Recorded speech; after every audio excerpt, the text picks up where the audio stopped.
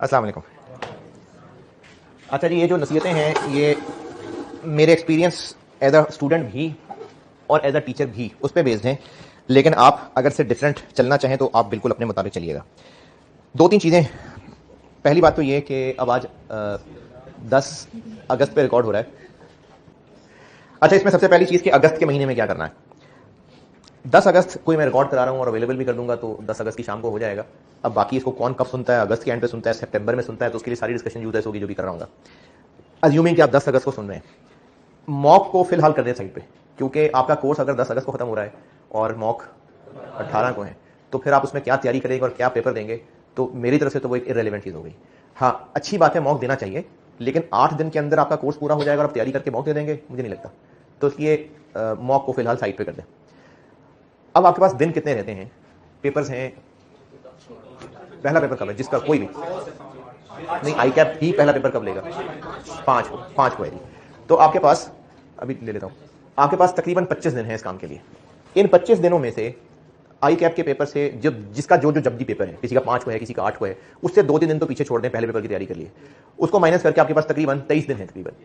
अब इन 23 दिन का प्लान बना के पढ़ने बैठिएगा। कुछ बच्चे ग्रुप में भी कहते हैं, अलग से भी कहते हैं कि आपको रिवीजन प्लान दे दें। नहीं, मैं रिवीजन प्लान नहीं बना के दिया करता, मेरा ये तरीका नहीं है, मैं रिवीजन प्लान बना के नहीं देता, मैं आपको बस गाइड कर रहा हूं। क्योंकि आप अपनी अकल इस्तेमाल किए बगैर अगर किसी टीचर का रिवीजन प्लान ब्लाइंडली फॉलो करेंगे, हो सकता है वो किसी और तरह के स्टूडेंट के लिए हो, आपके लिए ना हो सकता है कि वो एवरेज स्टूडेंट के लिए हो, आप ज्यादा बेहतर हो।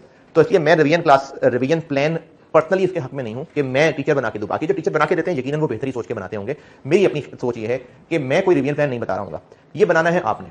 कैसे बनाना है इस पे बेशक आप आधा दिन लगा दें, 2 घंटे लगा दें, ज्यादा नहीं लगाना तो, लेकिन आपके सामने जो फैक्टर्स होने चाहिए, आपके टोटल पेपर्स कितने रहते हैं, आप दिन में कितने घंटे पढ़ सकते हैं। क्योंकि अगर आप गांव में रहते हैं और आपके यहाँ बैठक का निज़ाम है, हर वक्त कोई ना कोई आ जा रहा है, और आप बड़े होने की वजह से आपको घर के कामों में हाथ बटाना पड़ रहा है, पढ़ाई का टाइम नहीं मिल सकेगा। आप कंबाइंड फैमिली में रहते हैं, छोटे कज़न भतीजे भांजे शोर करते हैं, पढ़ने नहीं देते, मजबूरी है, ये सारे मसले आपके अपने। आप हॉस्टल में रहते हैं, हॉस्टल का किराया अफोर्ड नहीं कर सकते, वापस घर जाना पड़ेगा। आप घर में रहते हैं, आप बाजार के करीब रहते हैं, सारा दिन शोर होता रहता है। ये सारी चीज़ें आपने खुद देखनी है कि आप कहाँ होंगे, आप कहां पढ़ सकेंगे, और इफेक्टिवली आप रोज कितने घंटे पढ़ सकेंगे। मेरे हिसाब से, अपने स्टूडेंट एक्सपीरियंस की भी बात कर रहा हूं और वैसे भी मेरे हिसाब से एक नॉर्मल स्टूडेंट, अगर कोई जिनका बच्चा है तो उसका नहीं पता, एक नॉर्मल स्टूडेंट पढ़ाई के दिनों की बात कर रहा हूं, आखिरी ये जो 25 दिन है, इनमें 10-12 घंटे एक नॉर्मल स्टूडेंट पढ़ सकता है।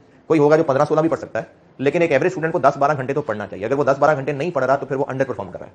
अब आप अगर 10-12 घंटे 25 दिनों में 23 दिनों में लगा लेते हैं, तो आप देखिएगा आपके पास सब्जेक्ट कितने हैं। किसी के पास 4 सब्जेक्ट होंगे, किसी के 3 होंगे, किसी के 2 होंगे। मेरा अपना एक्सपीरियंस भी यही है और मेरा अपना मशवरा भी यही है कि आपके अगर 3 पेपर हैं तो आप 23 दिनों में तीनों पेपर्स को फैला लें, यानी रोज 3 घंटे एक, 4 घंटे एक, 4 घंटे एक। ये मेरा अपना एक्सपीरियंस है और सजेशन है। लेकिन gold medal students, certificate of merit students में से भी अक्सर इसके कायल हैं कि 7 दिन एक, 7 दिन एक, 7 दिन एक। ये दोनों मॉडल ठीक है, आप जिस पे कंफर्टेबल हो। मेरी जाती राय जो है एज अ स्टूडेंट, वो 23 के 23 दिन तीनों सब्जेक्ट साथ साथ चलाना। इसमें मुझे ये फायदा लगता है कि जब आप 7 दिन रख लेंगे एक सब्जेक्ट के, तो फिर एक तो बोर हो जाएंगे, दूसरा प्रोडक्टिविटी कम हो जाएगी। आप सारा दिन एक ही सब्जेक्ट पढ़ के वो काम जो आधे घंटे में कर लेना था वो काम आप 3 घंटे में करेंगे, प्रोडक्टिविटी डाउन हो जाएगी। और वो 7 दिन खत्म और उसका सिलेबस खत्म नहीं हो सका, तो आप उसको छोड़ के दूसरे पेपर पे जाएंगे और दूसरे पेपर को इस प्रेशर के साथ पढ़े होंगे कि आपका सिलेबस ही खत्म नहीं हुआ। तो इसलिए मेरी जाती राय, एक ही सब्जेक्ट को 7-7 दिन चलाने की बजाय सारे सब्जेक्ट्स को 23 के 23 दिन चलाना, ये मेरी जाती राय है, मेरा जाती मशवरा है। अगर आपको लगता हो कि नहीं, आपका अब तक का एक्सपीरियंस एक एक पेपर 7-7 दिन चलाने का था और आप उसमें सक्सेसफुल रहे हैं, तो जरूर करिए। मैं इसको बिल्कुल भी डिस्करेज नहीं कर रहा, लेकिन अपनी जाती ओपिनियन दी थी कि 23 दिन में तीनों पेपर 7 चलाना ज्यादा बेहतर है। अच्छा, अगर आप तीनों पेपर 7 चलाना चाहें तो आपने प्लान मेरे मशवरे के मुताबिक ऐसे करना है कि जो रट्टे वाले पेपर हैं उनको तो आप सीधा सीधा पर यूनिट बना लें, पर पेज बना लें। क्योंकि रट्टे वाले सब्जेक्ट दिल कर नहीं रहा होता करने का, लेकिन मजबूर होता है इंसान, करना तो है, तो वो पढ़ने बैठ जाता है, लेकिन दिल कर नहीं रहा होता। अब वो किताब को देखे जा रहा है, घूरे जा रहा है, पेज याद हो नहीं रहा, मुंह के अंदर जा नहीं रहा कि हजम ही हो जाए। तो रट्टे वाले पेजेस, रट्टे वाले सब्जेक्ट्स को आपको, मेरा अगेन जाती एक्सपीरियंस है कि पर पेज पे शिफ्ट कर लेंगे तो उसे प्लान करना आसान होगा। जैसे आप अभी रट्टे वाले सब्जेक्ट की अगर बात करें तो टैक्स रट्टे वाला, हाँ ठीक है, रट्टे वाला ही है, टैक्स याद ही करना है, ठीक है, याद करना है। टैक्स है, बी लॉ है, क्योंकि टैक्स का एक पोर्शन न्यूमेरिकल है ना, बाकी तो याद ही करना है सारा। बी लॉ याद करना है, तो आप चलो बी लॉ की मिसाल लेते हैं। टोटल कितने को पेजेस होंगे जो आपने याद करना है? 100 होंगे बी लॉ में। चलो 100 पेजेस हो गए चलो 150 हो गए, मिसाल दे रहा हूं ना, मिसाल दे रहा हूं। याद करने वाले तो चलो 100 ही होंगे ना, बीच में तो डिस्कशन होंगी, याद करने वाले की बात कर रहा हूं। अब अगर 100 पेजेस हैं और आपने टोटल 23 दिन पढ़ना है और 10 घंटे रोज के पढ़ना है, तो आपके पास 230 घंटे हैं। न्यूमेरिकल भी करना है, FAR 1 भी करना है, किसी का कॉस्ट है तो कॉस्ट भी करना है। अब आपके पास अगर बील और रट्टा लगाने के 230 घंटों में से निकल ही सिर्फ 30 घंटे रहे, तो 100 पेजेस 30 घंटे, क्या बना फार्मूला? 1 घंटे में 3 सवा 3 पेजेस होने चाहिए, यानी 15 से 20 मिनट में एक पेज होना चाहिए। अगर आपने शुरू से ही ये रूटीन चला ली कि एक पेज 15 मिनट, तो आप सक्सेसफुली कोर्स खत्म कर जाएंगे। लेकिन अगर आप एक पेज का ये पैटर्न नहीं फॉलो कर सके तो एंड पे लॉ का कोर्स पूरा नहीं होगा। तो आप थ्योरी वाले सब्जेक्ट को जिनको याद करना होता है, उनको अगर आप पर पेज के टाइम पे चला लेंगे तो बड़ा स्ट्रक्चर चल जाएगा और एंड तक कोर्स कवर हो जाएगा। याद करना मुश्किल नहीं होता, याद रखना मुश्किल होता है। तो उसके लिए अपनी आजमाई हुई टिप्स ये हैं कि आपने जो पिछले दिन याद किया था, अगले दिन पहले उसको रिवाइज करें, फिर अगले दिन वाला याद करें। एक चैप्टर खत्म हो जाए, पूरा चैप्टर रिवाइज करें। तीसरे दिन पढ़ने बैठे, पिछले दोनों दिन वाला रिवाइज करें, फिर तीसरे दिन वाला करें। चौथे दिन पढ़ने बैठे, पिछले 3 दिन रिवाइज करें, फिर चौथे दिन करें। करते करते करते आपको एग्जाम तक लॉ पक्का याद हो चुका होगा। बल्कि इसके लिए ये भी हल कर लें अगर कर सकते हैं तो, कि दिन के जितने नॉन प्रोडक्टिव टाइम है, आप वॉशरूम में बैठे हुए, आप चल फिर हैं, सोने से पहले भी कर सकते हैं, नाश्ता करते हुए कर सकते हैं, ब्रश करते हुए कर सकते हैं। अगर करते हैं तो आप कहीं जाते हैं पढ़ने, लाइब्रेरी जाते हैं, तो वहां से वापस आते हुए बाइक पे हैं, पैदल हैं, इस दौरान भी रिवाइज करना शुरू करें। ये मेरा अपना तजुर्बा है। मैं अपने दोस्त के घर पढ़ने जाता था, वापस आते घर पैदल आते तक जो पढ़ के आया होता था वो दोहराता था। तो इसलिए थ्योरी के पेपर्स के लिए पर पेज का टारगेट रख लेंगे तो वो ज्यादा फायदे देगा। और बार बार रिवाइज करना पड़ेगा, क्योंकि याद करना मसला नहीं होता, याद रखना मसला होता है। तो बार बार रिवाइज करते रहेंगे तो याद होगा। अच्छा, इसमें कुछ चीजें ऐसी होती हैं जो प्रॉपर रट्टा नहीं चाहिए, अपने पास से भी लिखा जा सकता है। अब अपने पास से कैसे लिखें? जैसे मुझे किसी स्टूडेंट ने कहा था MFA का कि बस पढ़ लें, कॉन्सेप्चुअली ही लिखना है अपने पास से। मुझे किसी बच्चे ने ये फीडबैक दिया था। अगर इस तरह की भी चीज है, MFA की चीज है, तो आप उसको बेशक रट्टा ना लगाएं, लेकिन एक पेज पे 4-5 अगर पैराग्राफ्स हैं तो हर पैराग्राफ की अपने अल्फाज में एक हेडिंग बना लें और आप उस पेज की 5 हेडिंग्स याद कर लें। और वो इस तरह की हेडिंग हो जो उर्दू में, पंजाबी, पश्तो जैसे भी आप करना चाहें, कि आपको वो हेडिंग याद आए। क्योंकि एक पेज की तस्वीर जब आप खींचते हैं, क्योंकि मोस्टली लोगों की फोटोग्राफिक मेमोरी होती है, जनरली लोगों की फोटोग्राफिक मेमोरी होती है, जब आप रट्टा लगाते हैं ना और जब आप दोहरा रहे होते हैं तो दिमाग में फिल्म चल रही होती है, आपको पेज याद आ रहा होता है, और जहां नहीं याद आ रहा होता वो ब्लर होता है कुछ, लेकिन वो ब्लर होता है। तो इसमें आपको पूरा पेज छापने की बजाय अगर आप 5 वर्ड छाप लेंगे तो वो पूरा पेज आप लिख सकेंगे अपने पास से। तो ये कुछ छोटी छोटी टेक्निक है थ्योरी याद करने के लिए। तो थ्योरी के एतबार से पेज का टाइम पर पेज निकालें और टोटल टाइम के साथ उन पेजेस को डिवाइड करेंगे तो पेज पर टाइम निकल आएगा। और जब भी याद करें तो पिछला दोहराएं, फिर अगला याद करें, और सारे नॉन प्रोडक्टिव टाइम के अंदर थ्योरी को दोहराते चलें। चौथी टिप, थ्योरी वाले पेपर अगर आप 7 दिन रख रहे हैं, ये तो आपकी मर्जी है, आप 7 दिन थ्योरी का पेपर रख रहे हैं, लेकिन अगर आप रोजाना के हिसाब से 3 पेपर चल रहे हैं तो अगेन आई एडवाइस कि आप एक सिटिंग में 4 घंटे थ्योरी ना करें। वो 1 घंटा सुबह कर लें, 1 घंटा रात को कर लें। क्योंकि जब आप एक गो में थ्योरी करते हैं ना तो प्रोडक्टिविटी नीचे आनी शुरू हो जाती है। क्योंकि थ्योरी याद करने के लिए आपको स्टार्ट नहीं होना है, न्यूमेरिकल के लिए स्टार्ट होना है, फिर फॉर्म में आते हैं। थ्योरी के लिए फॉर्म में आते हैं। तो इसलिए थ्योरी आप दिन में 2-3 टाइम तोड़ लेंगे और उसको अगर नमाजों के साथ लिंक कर लेंगे तो आपकी नमाजों की भी पाबंदी हो जाएगी, जो अभी तक नहीं कर रहे हैं। आप 2 पेजेस मगरिब के बाद, 2 पेजेस जो फजर के बाद, इस तरह नमाजों के साथ चीजों को लिंक कर लें। तो थ्योरी के लिए तो मेरे ये मशवरे हैं। न्यूमेरिकल इन 23 दिनों में आप FAR 1, FAR 2 कॉस्ट तीनों के लिए बात कर रहा हूं। जितने मैंने नोट्स लिखवाए, जितने मैंने क्लास वर्क होमवर्क बोर्ड पे किए और जितने मैंने होमवर्क दिए, आप इतना भी रिवाइज कर पाएंगे ना तो बहुत है। अगर आपको लगता है कि जो बाकी सवाल रह गए थे वो आप कर लेंगे, नहीं होने आपसे सवाल, कोई चीता होगा तो शायद कर ले, वरना आम इंसान से नहीं होने। तो इसलिए उसकी सजेशन ये है कि आप पहले ही जब आप प्लान बना रहे होंगे तो आप उस प्लान में पहले ही काउंट कर लें कि लीजेज है, जैसे FAR 2 की बात कर रहा हूं कि लीजेज मेरा वीक था, इसके मैं कम से कम 10 सवाल हाथ से गुजारूंगा तो बात बनेगी। IS 12 बहुत मुश्किल था, ये मैं 10 सवाल करूंगा तो होंगे। या कैश फ्लो है FAR 1 में, 2 सवाल भी मेरे लिए बड़े आसान है, 2 सवाल इतनी अच्छी ग्रिप है कि मैं 2 सवाल में भी चल जाऊंगा। या कॉस्ट की बात कर लें तो प्रोसेस इतना अच्छा तैयार है कि बस 2 सवाल करना है, प्रोसेस रिवाइज हो जाना है। ये आपने फैसला करना है। इसके मुताबिक आप हर चैप्टर का शुरू में ही, हर सब्जेक्ट का आप शुरू में ही प्लान बनाएंगे कि अगर 23 दिन में कॉस्ट करनी है तो 4 दिन लगाने हैं प्रोसेस पे, 6 दिन लगाने CVP पे, 5 दिन लगाने डिसीजन मेकिंग पे, 2 दिन लगाने वेरिएंस के ऊपर। ये आपने प्लान करना है। और उसके अंदर आप 7 सवाल मार्क करें कि कौन से हैं, सारे क्लास वर्क देखें ना, सारे होमवर्क सारे देखें, उनमें से कौन कौन से जो आप जरूर हाथ से करना चाहेंगे। 4-5 सवाल पिक करने जो हाथ से करने हैं आपने, उनको पूरा हाथ से सॉल्व करिएगा और बाकियों को ज़बानी देख जरूर लीजिएगा, छोड़िएगा नहीं। क्लास वर्क होमवर्क वाले सवाल सारे दोहरा लीजिएगा, जितने हाथ से कर सकते हैं कर लें, सारे आपसे हाथ से नहीं हो सकेंगे, लेकिन कुछ ना कुछ हर चैप्टर में से 4-5 सवाल पूरे पूरे हाथ से गुजारिएगा, पूरे फॉर्मेट के साथ, गंदा मंदा नहीं। क्योंकि जब आप गंदा मंदा करने की कोशिश करते हैं ना तो आपको लगता है हो जाएगा। पेपर में जब साफ सुथरा करने की कोशिश करते हैं, वर्किंग्स बनाते हैं, तो गंदा होना हो बात की बात है, टाइम नहीं मैनेज होता। आपने खुद सॉल्व करते हुए वर्किंग्स ही नहीं की होती, कैलकुलेटर के ऊपर किया होता है, लेकिन जब पेपर में करने लगते हैं तो वर्किंग करने लग जाते हैं, उससे टाइम आउट हो जाता है। तो इसलिए जो 4-5 सवाल हाथ से लिख के करें वो पूरे शशकों के साथ, पूरी वर्किंग्स जिस तरह पेपर में प्रेजेंट करना है। और बाकी जो क्लास वर्क होमवर्क वाले सवाल आप लिख के ना कर सकें, उनको ज़बानी पढ़ें, उनका सोल्यूशन देखें और अपने आप को समझाएं कि ये क्या किया हुआ है। सिर्फ ये ना देखें चाहिए ऐसे हुआ था बस ठीक है, अपने आप को समझाएं कि ये क्या हुआ था, अपने आप से बातें करें, अपने आप को दोहराएं कि ये क्या हुआ है। तो हर चैप्टर के क्लास वर्क होमवर्क वाले सवाल आपकी आंखों से जरूर गुजरे हों। जितने लिख के कर सकें बहुत अच्छी बात है, जो लिख के नहीं कर सकें वो कम से कम ज़बानी देख के, उनके सोल्यूशन देख के अपने आप को समझाना। ये सबसे ज्यादा इंपॉर्टेंट बात है कि अपने आप को समझाना है। क्योंकि आप जब सवाल कर रहे होते हैं, अगर वो सवाल आप याददाश्त की बेसिस पे कर रहे हैं, आपको याद है कि इसमें डिवाइड किया था तो ब्रेक इवन सेल निकली थी, अगर आप सिर्फ यादाश्त की बेस पे कर रहे हैं, किसकी टैक्स बेस ये थी, अगर आप सिर्फ यादाश्त की बेस पे कर रहे हैं कि cash flow from investing activity में ये फिगर इसलिए लिखी थी, फलाना इसलिए माइनस किया था, या चेंजेस इन वर्किंग कैपिटल करते हुए क्रेडिटर्स में से ये चीज बस माइनस की थी, अगर आप यादाश्त की बेस पे सवाल कर रहे होंगे तो आप टाइम जाया कर रहे हैं। आपको सवाल करते हुए अगर सवाल याद भी आ रहा हो ना, कोई मसला नहीं है, उसकी वजह जरूर अपने आपको दोहराएं। यानी आपको याद था अच्छी तरह से कि इसको 0.8 करेंगे तो बजटेड सेल्स निकलेंगी, लेकिन क्यों करेंगे 0.8, ये अपने आपको बार बार बताएं। और हर चैप्टर करने के बाद उसका एक ओवरऑल रिव्यू जरूर करें। ये सबसे आखिरी चीज, सबसे कीमती है कि हर चैप्टर करने के बाद इसका एक ओवरऑल रिव्यू जरूर करें कि इस चैप्टर में कितने सवालों में क्या क्या किया था, उसको ओवरऑल देखें कि किसमें करंट टैक्स की वर्किंग कर रहे थे, किसमें नहीं कर रहे थे, किसमें हम लोग पी अकाउंट बना रहे थे, किसमें नहीं बना रहे थे। और FR1 के टॉपिक ही भूल गए मुझे, रेशोज के किन रेशो के सवालों में हम रीजन सवाल से देख के लिख रहे थे, किसमें जनरल लिख रहे थे, इनको कंपेयर जरूर करें। और इस ओवरऑल कंपैरिजन से अगर कुछ गुर की बातें सीखें तो कुछ अपने पास लिस्ट बनाते जाएं। और ये जो सारी प्रैक्टिस की थी, इसमें कुछ ऐसे कीमती सवाल चुने कि जो आप पेपर वाले दिन जरूर रिवाइज करना चाहेंगे, क्योंकि पेपर वाले दिन सारे सवाल आप नहीं देख सकेंगे, वो कीमती सवाल आप साथ साथ करते हुए देखेंगे जो आपको रिवाइज करने हैं। तो इन 23 दिनों के अंदर आप अपना पूरा प्लान बनाएं और उस प्लान को फॉलो करें। नहीं हो सकेगा, 4 दिन गुजर के प्लान फॉलो नहीं हो पा रहा, प्लान दोबारा बना ले, कुड़ने की बजाय प्लान दोबारा बना ले, फिर 4 दिन और गुजर गए, फिर कमी रह गई, फिर प्लान दोबारा बना ले। लेकिन मायूस नहीं होना, क्योंकि अगर आपने अगस्त का महीना मायूस होकर गुजार दिया तो फिर पेपर अच्छा नहीं होगा।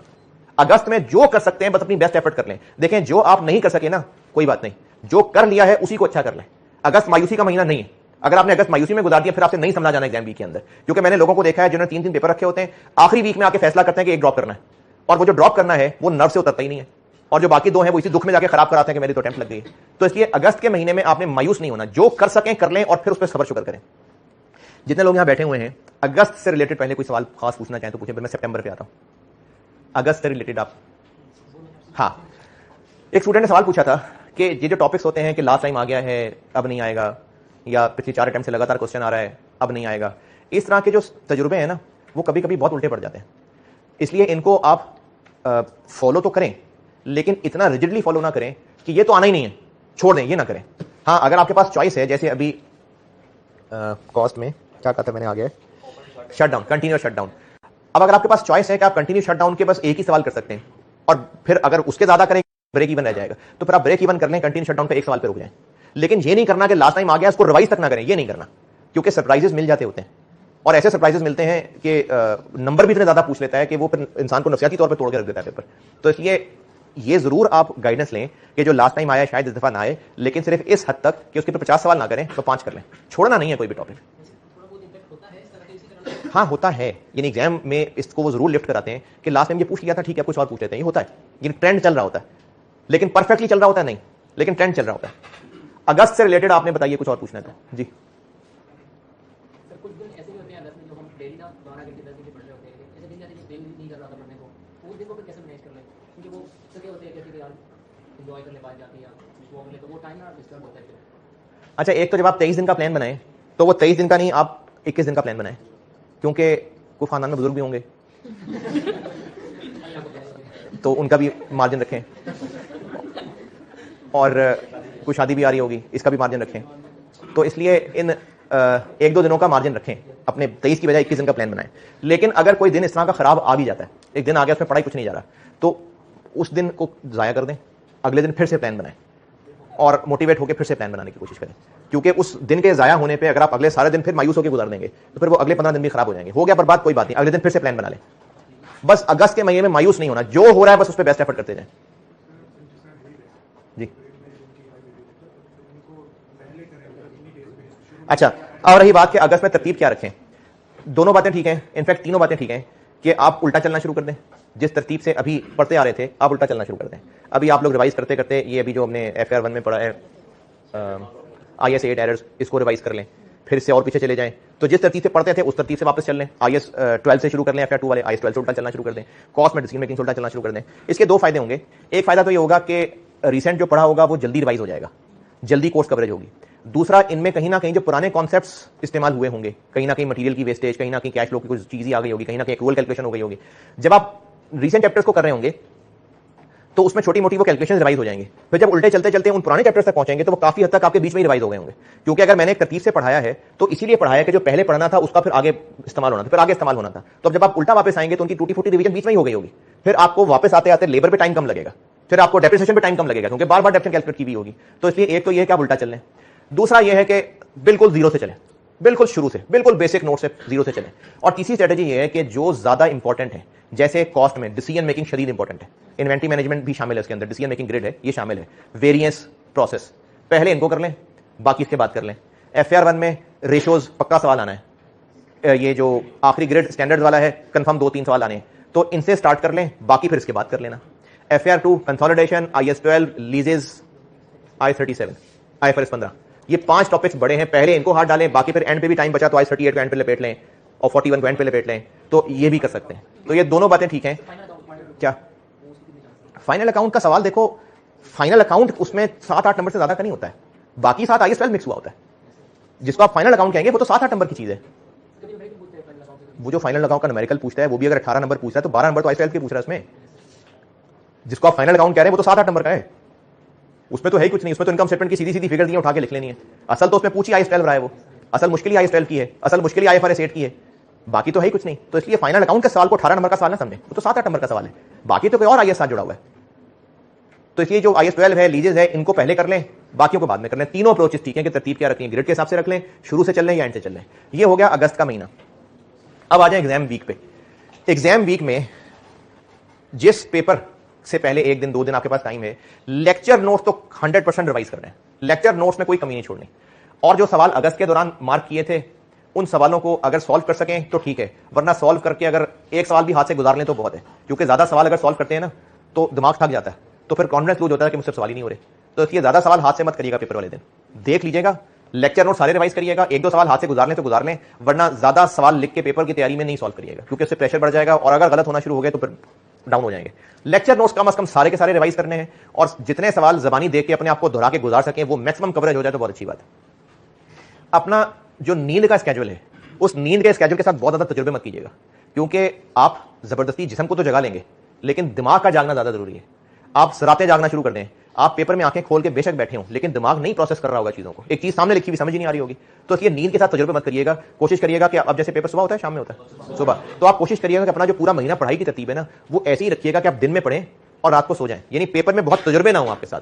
नहीं आती एग्जाम्स में नींद, लेकिन फिर भी कोशिश करके बहुत तजुर्बे नहीं करना। तजुर्बे करने से मेरी मुराद ये है, ये ना करना कि आपने सारे सेशन पूरा अगस्त का महीना रातें जाके दिन सोने की आदत रखी हो, अब पेपर वाले दिन आपको सुबह उठना पड़ गया, नींद नहीं आ रही होगी आपको रात को। तो इसलिए इस तरह के तजुर्बे पेपर में मत शिफ्ट करना, वो रूटीन जो पेपर में रखनी है कोशिश करें पिछले हफ्ता 10 दिन कम से कम वो रूटीन चलाना शुरू कर दें।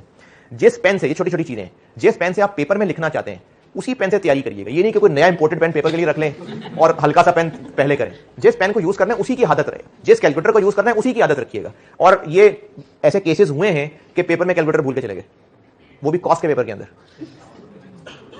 ये हो चुका है लोगों के साथ वाकया। तो इसलिए कैलकुलेटर की बैटरीज 1-2 कैलकुलेटर स्पेयर रख लिया करें। जो स्टेशनरी यूज कर रहे हैं पेन कैलकुलेटर अगस्त के महीने में पेपर में बेसिकली मेनली वही यूज करिएगा। अच्छा, पेपर में एक तो जब आप पहुंचे हैं पेपर वाले दिन पे आते हैं अच्छा, इसमें ना कोई हर्ज नहीं है कि अगर आप पेपर के दिनों में नमाजें पढ़ के दुआएं मांगना शुरू कर दें। अगर आपको कोई कहे कि आप देखो मतलब के लिए अल्लाह से मांग रहे हैं, तो हाँ भाई मांग रहे हैं तो क्या है, तो क्या है मांग रहे हैं तो मांगे, बेशक पहले कभी नहीं मांगा, चलो अब ख्याल आ गया, अब शर्म आ गई, अब मांग लें, तो इसलिए आप खूब मांगे, कोई मसला नहीं, आप नमाजें पढ़े खूब मांगे पेपर के दिनों में। पेपर वाले दिन आप वहां पहुंचे और पेपर वाले दिन जब पहुंच जाए ना तो हॉल में इधर उधर नहीं देखना, क्योंकि जब आप इधर उधर देखेंगे और आपका ध्यान इधर उधर टिक गया और आपकी सीटिंग भी कुछ ऐसी हुई कि आप पेपर पे ध्यान नहीं दे रहे होंगे, इधर उधर ध्यान दे रहे होंगे, तो फिर आप देखें हॉल से तो लोगों ने इधर उधर चले जाना है, लेकिन आपकी अटेम्प्ट लग जानी है। तो इसलिए आपने पेपर वाले दिन खास तौर पे नहीं देखना इधर उधर हॉल में, क्योंकि जब आप इधर उधर देखते हैं और आपको लगता है कि आपका दोस्त तो बड़ा कुछ पेपर सॉल्व कर रहा है, शीटों पे शीटें ले रहा है तो अंदर ना घबराहट शुरू हो जाती है कि मेरे पास लिखने को कुछ नहीं है, वो शीटें लिए जा रहे हैं लोग। तो इधर उधर मत देखिए, आप सिर्फ घड़ी को देखिए, अपना पेपर देखें, इधर उधर मत देखें, आप सिर्फ अपने पेपर से फोकस रखें। और उस 3 घंटे में से जो 3.25 में से जो पहले 15 मिनट हैं उसके बारे में मेरा मशवरा यह है कि आप पेपर को सिर्फ एक नजर मारें, तफसील से पढ़ने की जरूरत नहीं है।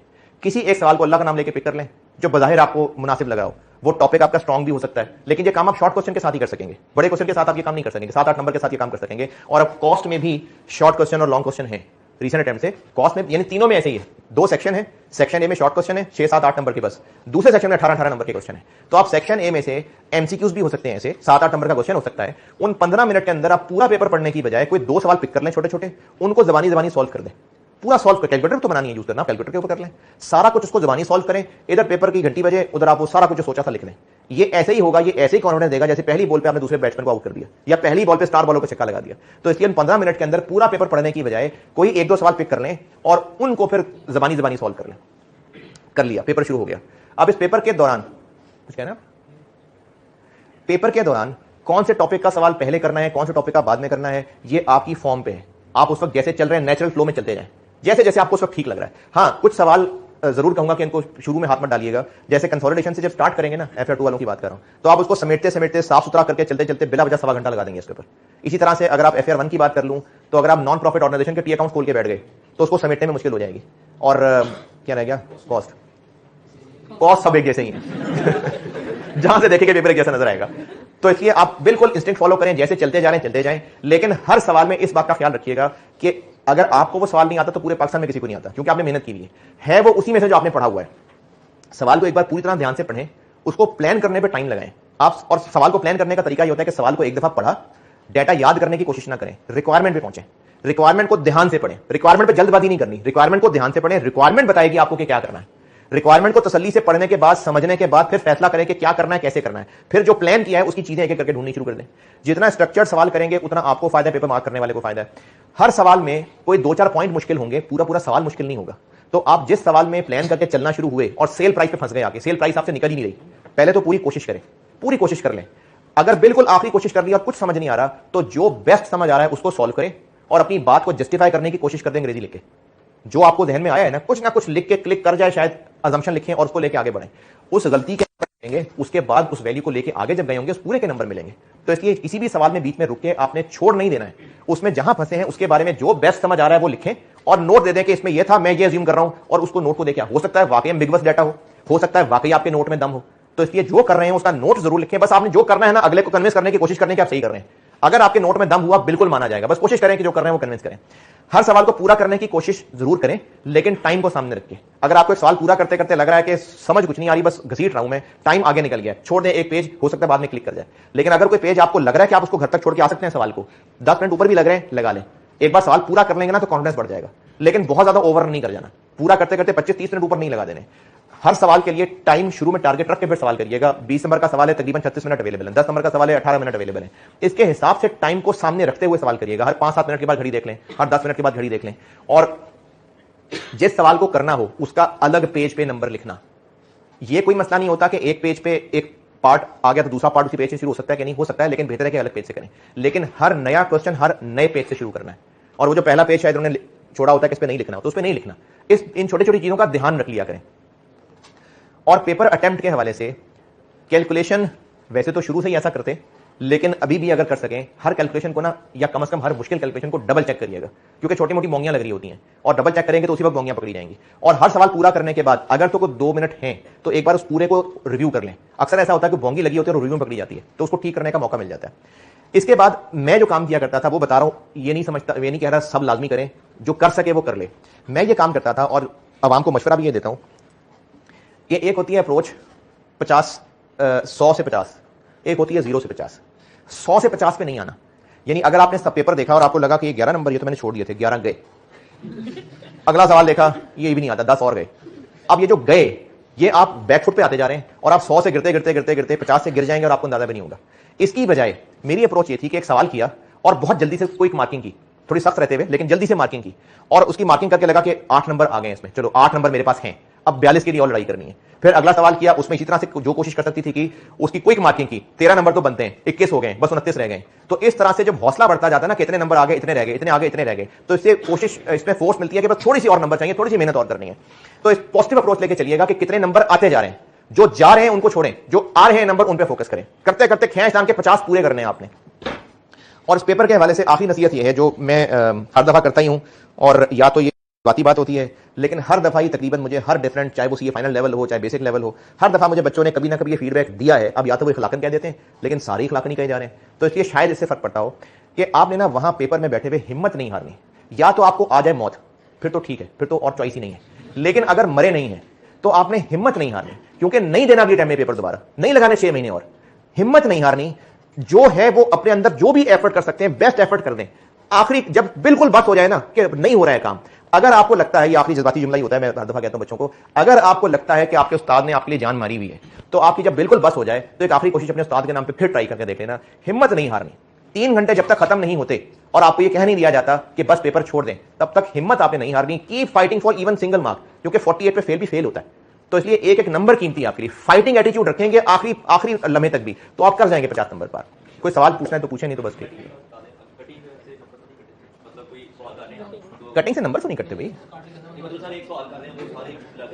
अगर आपको लग रहा है कि वो सवाल काफी सारा गलत हो गया है, तो उसको 2 लाइनें लगाएं और अगले पेज पे दोबारा कर लें।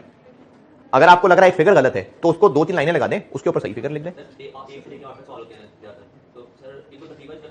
कोई जरूरत नहीं है तरतीब करने की, कोई मसला नहीं तरतीब का। आप 8 नंबर पहले कर लें, कोई इशू नहीं है, तरतीब का कोई मसला नहीं। हाँ जी, और कोई सवाल?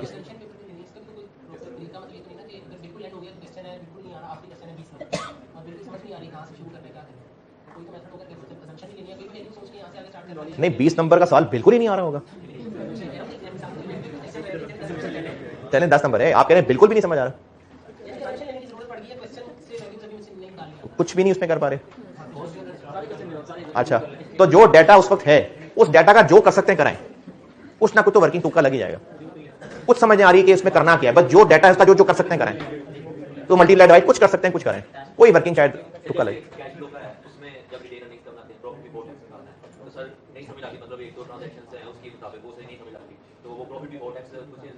कर लें अज्यूम। नहीं पता चल रहा, जो फिगर नहीं समझ आ रही, कुछ अज्यूम करें, आगे बढ़ें, बस रुकना नहीं है, चलना है, आगे बढ़ें। चलें ठीक है जी, अल्लाह ताला को कामयाब करे। और इस एडवाइस के बाद आखिर में एक जिंदगी की एडवाइस कि आप में से कोई ऐसा नहीं है जिसको ये जरा सी भी उम्मीद हो कि वो दुनिया की जिंदगी में हमेशा जी जाएगा। मरना हम सब ने ही है, और मरने के बाद दोबारा जिंदा होना है। और दोबारा जिंदा जब होंगे तो अल्लाह ताला ने कुरान पाक में नक्शा खींचा हुआ है कि उस वक्त लगेगा कि ये दुनिया की जिंदगी गुजार के आए हैं, शायद ये 1 दिन या उससे भी कम गुजार के आए हैं। ये इतनी छोटी सी जिंदगी लगेगी उस दिन की। तो इस आधे 1 दिन की जिंदगी के लिए मेहनत हम किए जाएं, जरूर करें, लेकिन अपनी सारी एफर्ट्स कर ही सिर्फ दुनिया के लिए रहे हैं। और हम अगर ये सोचना ही छोड़ दें कि हम जो भी कुछ कर रहे हैं, क्या आखिरत में भी कोई बैलेंस जमा हो रहा है कि नहीं हो रहा, तो हम गधा हमसे ज्यादा अक्लमंद है। तो इसकी अपनी जिंदगी में जो भी काम आज से करें, एक तो पिछला जो हो गया तो हो गया, अल्लाह से माफी मांगे, अल्लाह बड़ा रहीम है, बहुत रहीम है अल्लाह ताला। और अब से अपनी जिंदगी की ऑनवर्ड डायरेक्शन ठीक कर लें, और जो भी जिंदगी में एक्शन लें उसका आखिरत में देखें डेबिट जा रहा है कि क्रेडिट जा रहा है। तो इसलिए आखिरत ओरिएंटेड होकर सोचें कि जो भी जिंदगी में आप काम कर रहे हैं उसका आखिरत में क्या हिस्सा जा रहा है, क्योंकि आखिरत में माल जमा करेंगे तो फायदे में रहेंगे, दुनिया में माल जमा कराने का कोई फायदा नहीं, वो सब वारसों का। ठीक है जी, अल्लाह हाफ़िज़।